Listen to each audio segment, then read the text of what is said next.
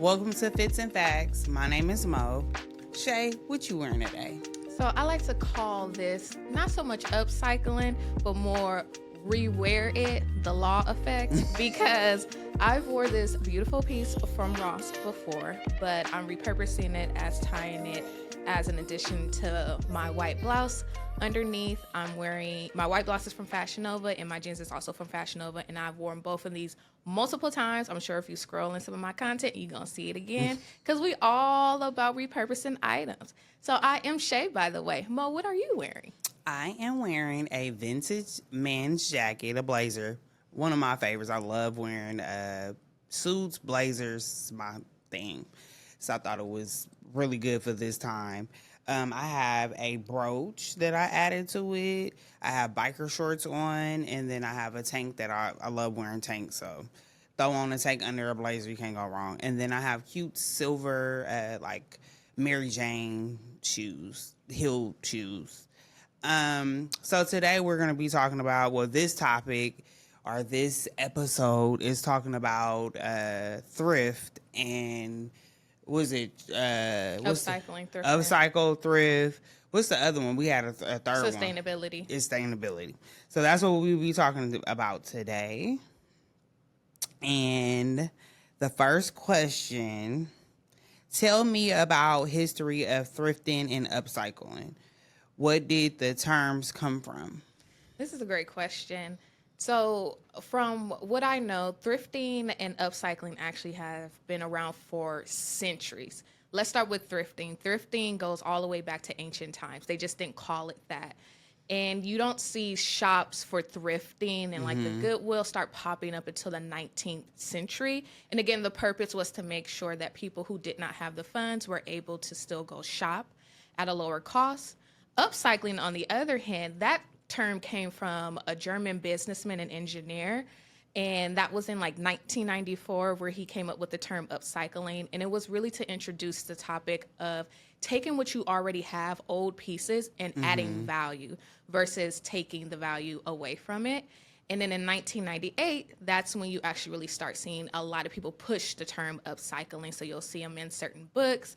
So that's really the history behind thrifting and upcycling. Cool. You teaching me something today.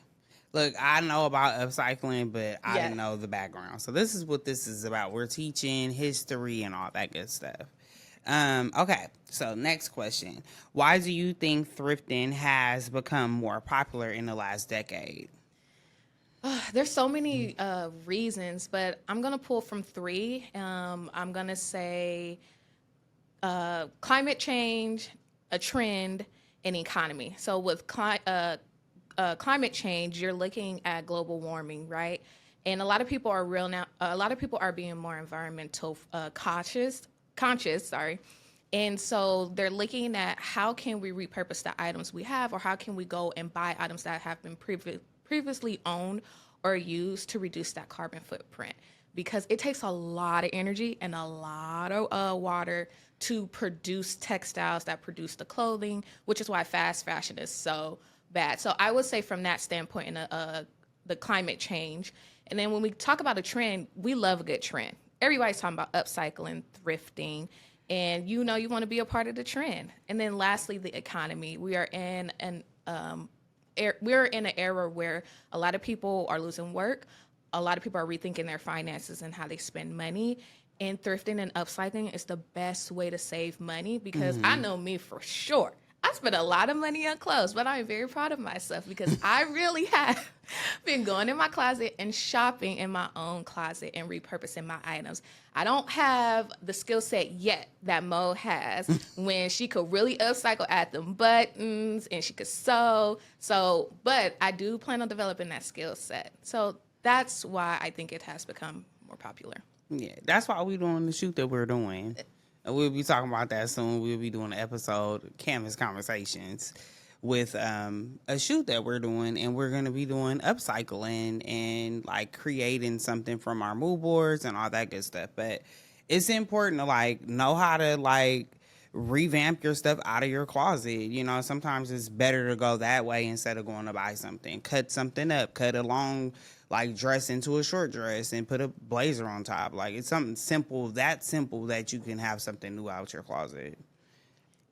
Yeah. And see, Mo already coming with the tips on the fit because y'all know how she is. And she really touched on upcycling. But I'm curious on what are your 3 top tips for someone new to thrifting? Okay, so I think it was 3, but I'm gonna do 4. So what I came up with was be patient when you go thrifting.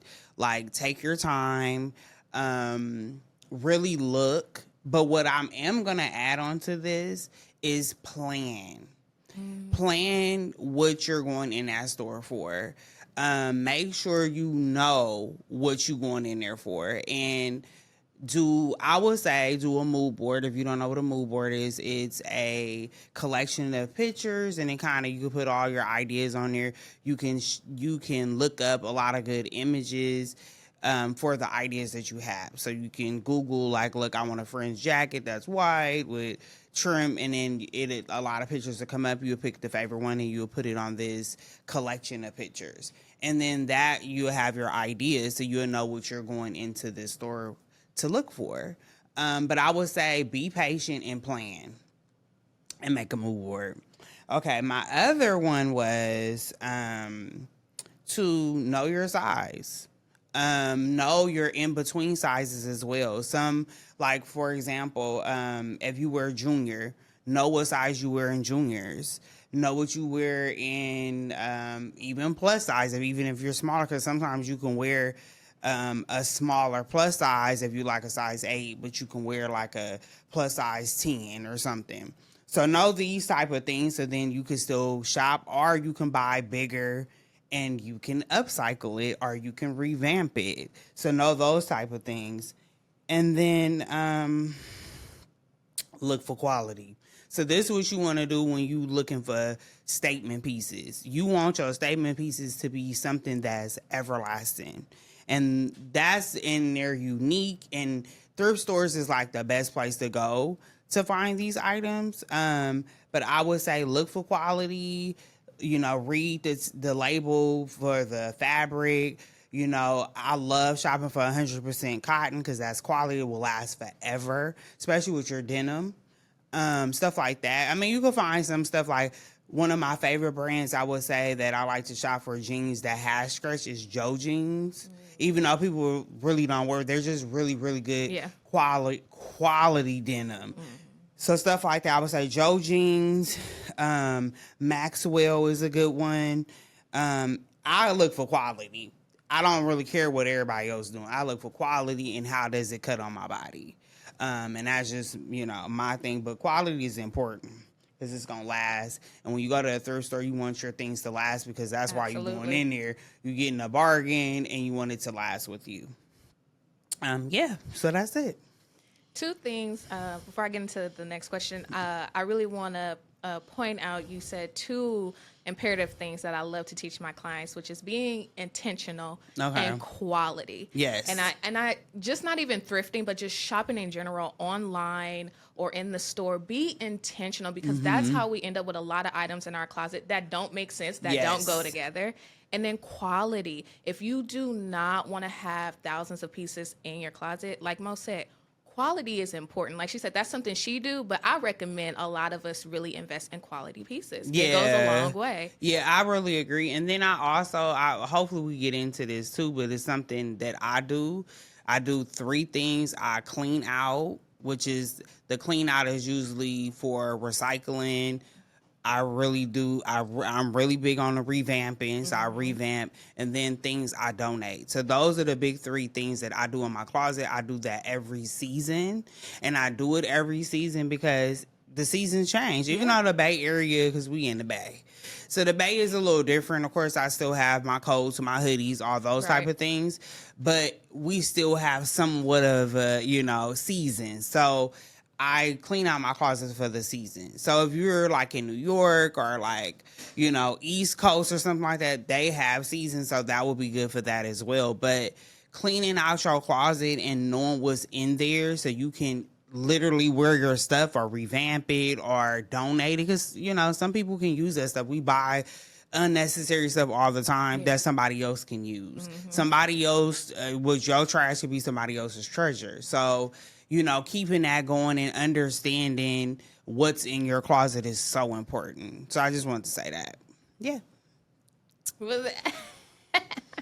Yes, dropping them gems, come through. Okay, so how do you find statement pieces or build a look from a thrifted item? And even if you want to talk about upcycling in that too, you can as well. Okay. So say this, ask the question again. How do you find statement pieces or build a look from a thrifted item? Okay, I would say start with your favorite piece. So something unique. Like how I said that with the mood board, a fringe jacket. Fringe, actually, I love fringe. I love cowboy look. I love cowboy boots. I always wear cowboy boots since I was like early 20s. But like a fringe coat, you start off with that. You want to know what that look will start off with, so then you mood board. Like I'm coming with the stuff that we do when we style. We do mood boards, we research, we look up eras. So cowboy. So I gave you the theme of, from that fringe jacket. So look into cowboy. Look at man and women fashion. Now we're playing with masculine and feminine. So go for both. Look what you like. Do you like chaps? Do you like things that compare with this amazing fringe jacket? So I would say start with a statement piece and then you go from there, and then research. It will always pay out in the end. So yeah. And then I have some more I'm gonna add on here. You can also mix and match. Love a good mix and match. You can do it with accessories. You can add your really, really accessorized, bold accessories if the outfit is a little more muted. Accessorize. Yeah, and that's it. And then trust your instincts. Trust your gut. Let me tell you. I just told somebody last night, we was in the bathroom, and she was like, somebody told me I look weird and da-da-da. And I said, well, this is your personal style. You have to own your personal style. Yes, nobody knows your style but you. So I would say own it. She looked it like Wednesday, but I love Wednesday. I think Wednesday moment is, because I definitely will come with a Wednesday moment. I love black and white. She looked it like Wednesday, but it was a really cute. She did really well with her shoes all the way up. Her hair was cute. It was a nice bob. It just worked with her. And I told her, I said, own your style. Own it. And she was like, thank you. She was like, I was really feeling away. But that's knowing your style, knowing where you're going, what's your intention. So it's so important. Look at you. Yeah. Styling in the bathroom. I was styling in the bathroom. Styling in the bathroom. I'm good for that, though. Letting somebody know they cute. Okay. And can you break down the environment impact of upcycling to buying new?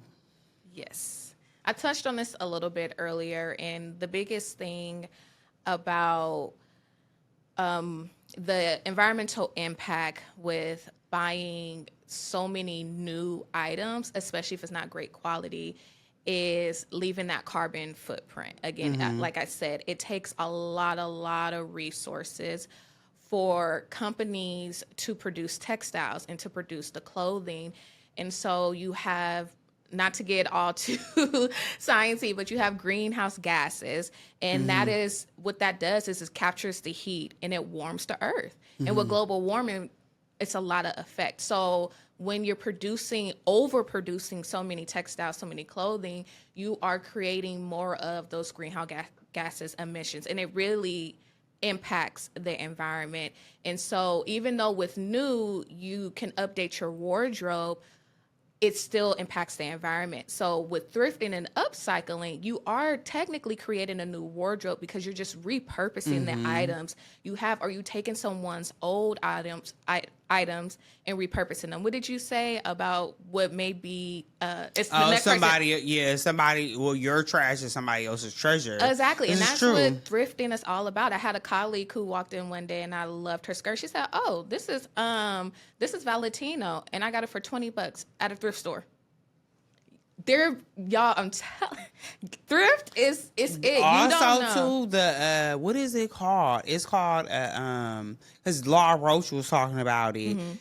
He said that he won't, but when he died, he's setting up for his.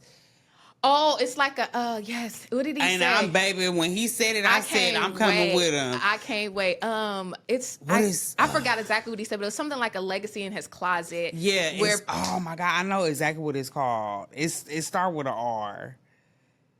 Anyway, but yes. he basically is making an archive of Exactly. his wardrobe. Yes. So when he passed away, you're able to. Is it a I know estate? Estate? Is it estate? It's like his estate sale? Yeah, it's like an estate sale. So when you pass away, you are really being intentional what you're buying. Yes. So when you go, people can come and buy your items. And of course, he's very known. I mean, we're going to be known as well. But he's very known.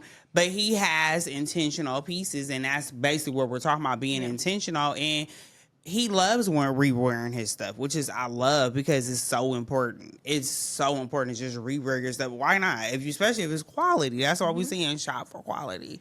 Okay, sorry, I just had to say No, we love it. And if you don't know how to upcycle, thrift, even with Mo and I sitting here talking about it, or you just don't care to put the energy into it, that's why you have stylists like Mo and Shay. Let us know. We would love to help you. I agree. You know, so that's what we're here for. But really utilize the resources you have in your closet. A lot of times you go in your closet, you'll be surprised. It's a whole department store up in there. Yeah, it really is. That's why I clean out 3 times a month. And even if sometimes if you feel like it's messy in there, just clean it out. Because I'm actually about to clean mine out for the summer. But stay tuned to some content. But okay, are there any designers and brand who are known for upcycling?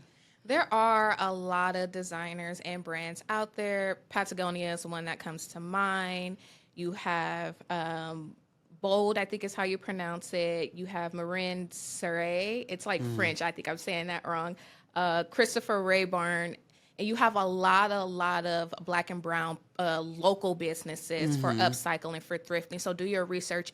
They are out there. And Mo and I would definitely share some more resources. But it's huge. I mean, there's no reason for you not to find a shop and find a brand. But also be mindful when you are looking at brands, really go down at the bottom of their website and understand their brand, because some of them will say, oh, we're big on sustainability, but what does it mean to be sustainable? You know, and just because you put a label on it, it's just like reading labels on the back of a food package. It don't mean that's what it is just because it says it's healthy. No, what does it mean to be healthy? What is in it? So I encourage a lot of my clients to do the same thing, which is really do your research on the brand. And when they say, oh, we're sustainable, okay, what does that mean? Yeah, explain that to me. I agree. And I also upcycle clothes. Revamp people, upcycle clothes. Yes. I've been doing this since I was in middle school, so it's important. It's something that I do with my wardrobe. Like I said, 3 months, every 3 months out of the year, I be revamping stuff, changing stuff up. And it's so important because then you just don't waste, you know? So, yeah. Okay. All right. So now your turn, Mo. What's your process when deciding how to upcycle or alter something? So for me, like I said, I clean out my closet. Sometimes I really see if something could be like upcycled, because sometimes stuff is not upcyclable. And sometimes I buy stuff that I know I can flip. So if I do buy cheaper stuff, or I do buy stuff at, like, sometimes I go to a thrift store just to know that I need stuff to upcycle. I feel like I got something on my lip. And I do. I had like a piece of, look, this is real life, okay? Right. I had like a piece of lint on my lip. You could feel it. And it was flapping in the air. Okay. I'm like, this is irritating me. Okay. I'm sorry. But what I do is I literally I thrift for upcycle. Like, so that's why I said plan what you're going to thrifting for. So that's one of the reasons why I thrift. I also upcycle out of my closet. Sometimes I also ask for stuff. Okay. This is a big one because sometimes, like what I said, sometimes people trash can be somebody's treasure. So when I was younger and when I started upcycling, I dug in my sister's closet. I got in my mom's closet. I took stuff from my brother, and I revamped it. That's how I had a wardrobe. We didn't have much, which is, we had what we needed and we had the best we had, which is fine. But sometimes you need to make more out of what you got. So I borrow clothes, and a lot of times people wear stuff once or two times, and they don't want to wear it no more. So what I would do is, like, I take it, or I ask for stuff from my friends. Do y'all want?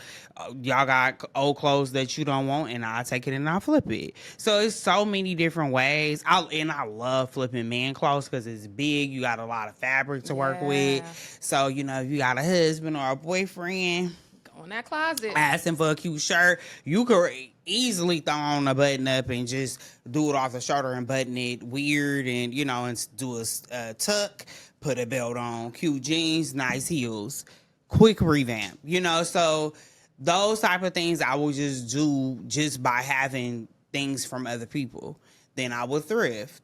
I found out about thrifting, going to getting 50-cent stuff and t-shirts, ripping t-shirts up. So it's a process. I would say just plan. Like I say, plan.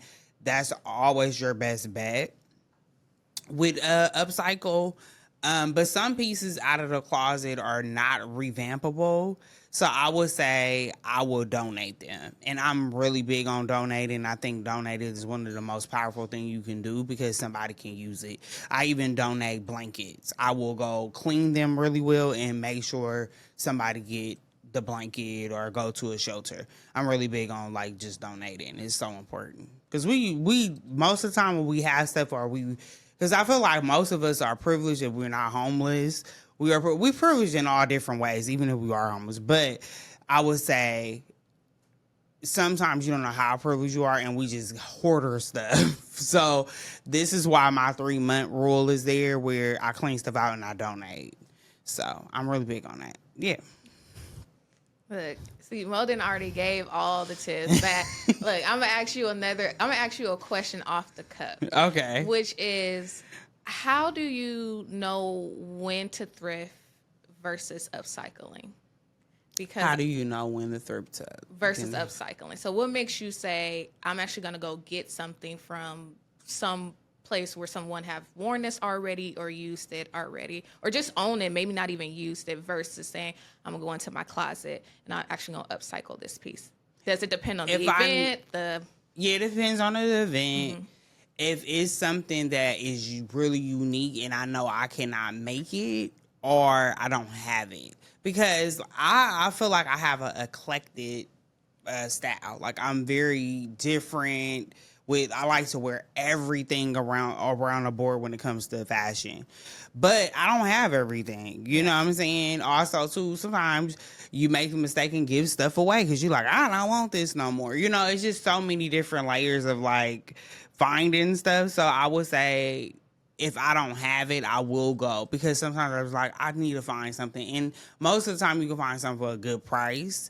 For example, recently when I thrift. I was thrifting for when we did our first episode for the Met Gala looks and stuff like that. And when I found that suit, I found the Warriors coat. I have Warriors hat, but I don't have a good starter jacket. So that coat is huge on me. So when I lose more weight, it's gonna be even bigger on me. So I'm thinking of ways of how to upcycle it. I'm literally planning to upcycle it when I lose another 20 to 30 pounds, I'm definitely about to upcycle it. And I don't know how, but it's such a good starter jacket that I have to upcycle it. So I'm going to upcycle it. Oh, I can't wait. Yeah. I can't So it's just all in the planning. You got to plan everything. Yeah. So. And is there any Any more tips you would love to give around easy ways for beginners to start upcycling on their own, or you feel like you've kind of Here, let me see. Cause I made some. I Yeah. got notes for y'all. because I kind of threw her curveball with Yeah, another so I can- question, but I want to make sure. Here, wait, let me see if I'm on the right one. Okay, this is what I wrote out, but it's basically about the planning. Always plan. And have an idea of what you want ahead of time, because I think it's just so important. A simple mood board, nothing over the top, just something where you know that plan and put it onto so you have the vision of it. And then you can shop for basic items. Keep it simple so you won't be overwhelmed, and then go to statement. So have both, a plan out for both. Make sure that you focus on those two things so you won't go outside of what you're putting into your closet. And then for the upcycle part, you want to make sure that you're doing the same thing. Things is simple enough to upcycle. Now, if you are advanced in sewing and you know what you're doing, go for what you want.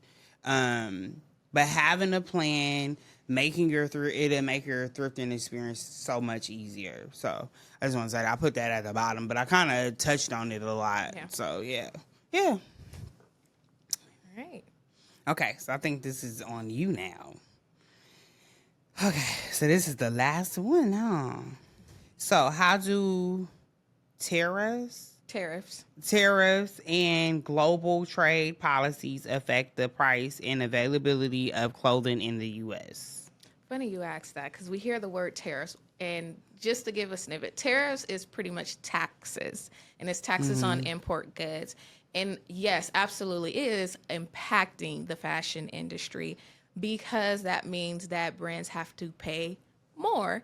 And if you know, and if you're following the U.S., we are big on imports. And so those tariffs are really affecting the fashion brand. So what does that mean? That means that the consumer, us, you, are going to eat that cost. Yeah. So you're going to get lower quality of items, and it's going to raise the prices of the items. So it's affecting the consumers, and it's unfortunate, but that is what we're dealing with. So this is why thrifting and the upcycle, I think, even though it's a trend, I think it's so huge right now to really tap into that space, because you're going to be getting hit hard with a lot of, especially in the luxury realm.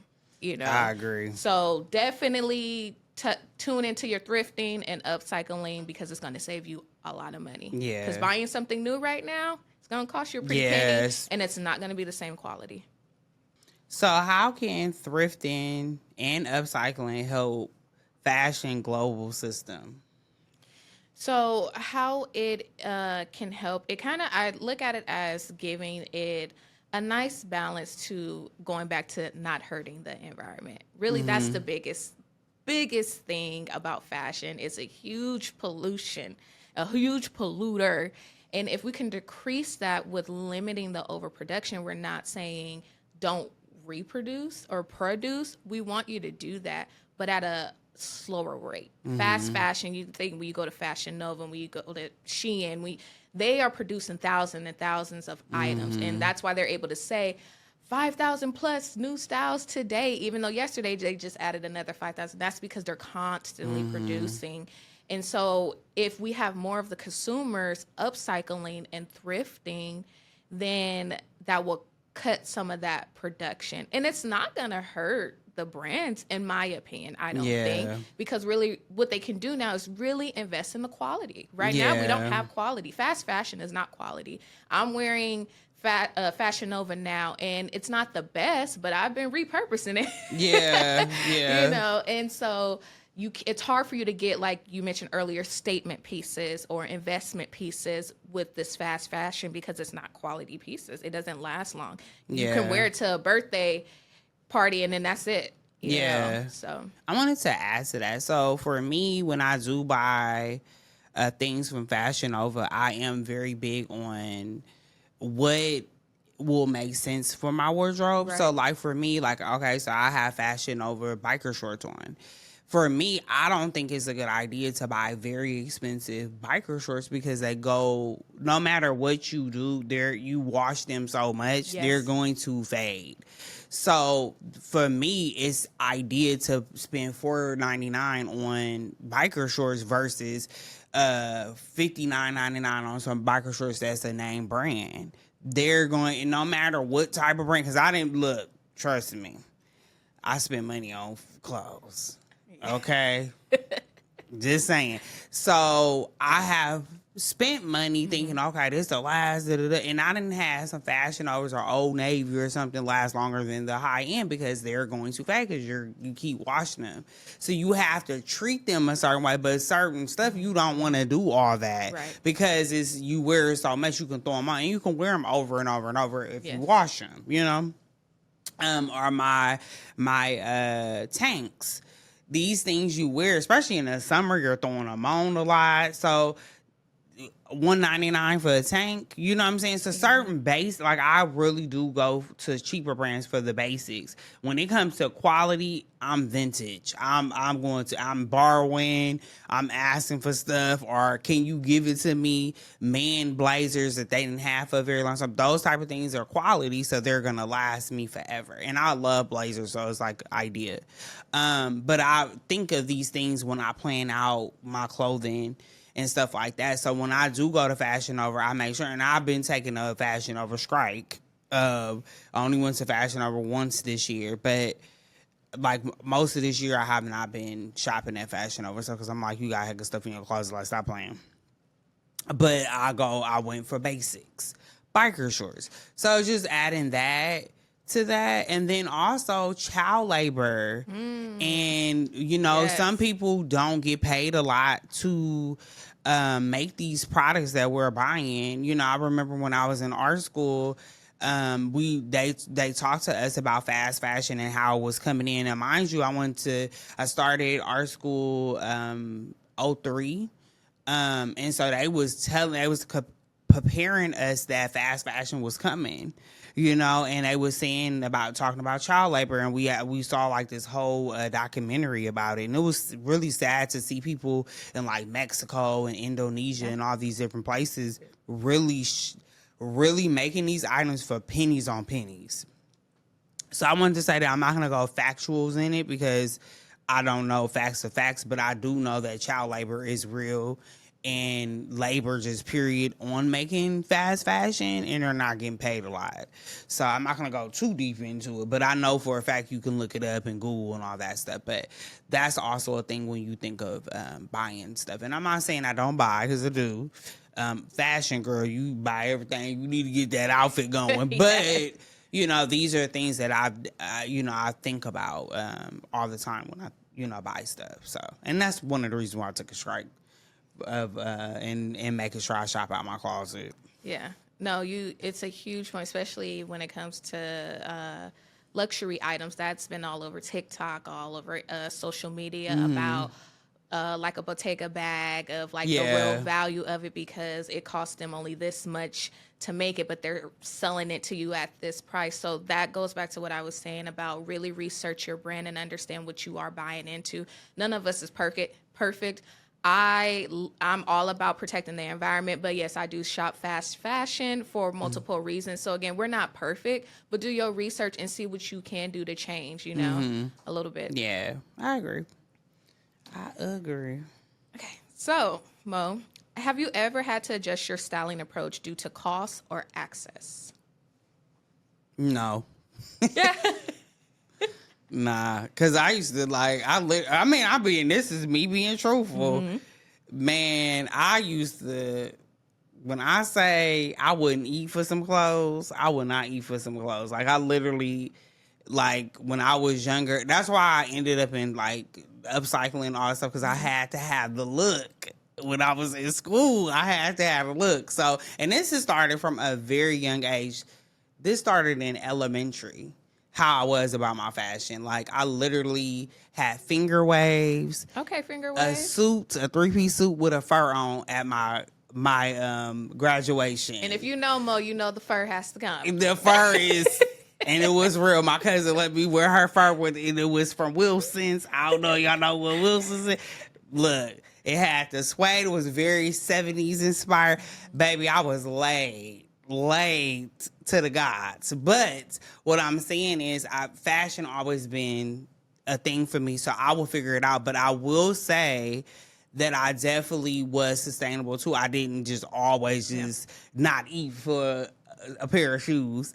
But I would make stuff. If I didn't have it, I would make it. And people never knew because I would Google, well, not really Google, but like look up stuff on the internet the best I could because, you know, Google and all that back in the day wasn't as big. Right. But look up stuff, go in the library, all this different stuff.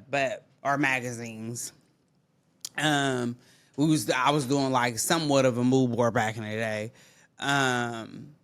But yeah, I did not eat sometimes for some J's, a hat.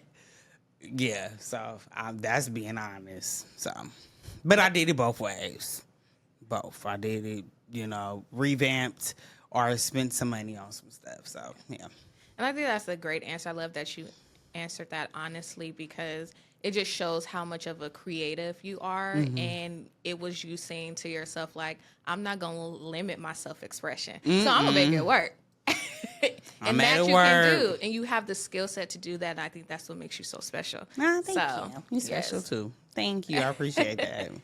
Okay. Last question. How do you make sustainable fashion feel aspirational and stylish?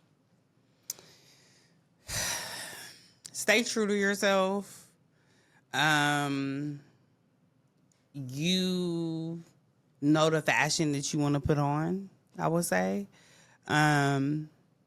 Always do your research plan, but you have to become your stylist. You have to know what you like, what you don't like. Like how I said that I'm eclectic. I like everything. Know what you like when it comes to fashion. Don't limit yourself. Know what looks good on your body, what don't look good on your body, and own it. You know, it's all about confidence. It's all about how do you feel in that garment. It's about what can I say to the world when I walk outside? What am I saying? You know, so yeah, that's what I can say. Just own it. Like, don't ever settle yourself for less. You can do and wear what you want, but just own it. Confidence is everything, you know? It is. So, yeah. It is. That's it. Yeah. Get that. we gonna laugh till the day we die, right. Okay? We already had a bummer with my lint on my lip. Lint on my lip. My lip. Okay, I think that's it. That's it. So I need you guys to subscribe below. Hit that like button. So we come in every Wednesday. So now we got every Wednesday we will be dropping every week. Please subscribe. Tell everybody this is about fashion history. This is about information. It's about facts. It's about fits. So Shay, what you got to add, girl? We want to hear from y'all too. So please comment below. What would you love for Mo and I to take a deep dive in? You know, I'm gonna bring the facts and Mo gonna bring the fits. So think about that because we want to hear it. We are a community. Okay, every Wednesday. I better see you. Thank you. Thank you. See you soon.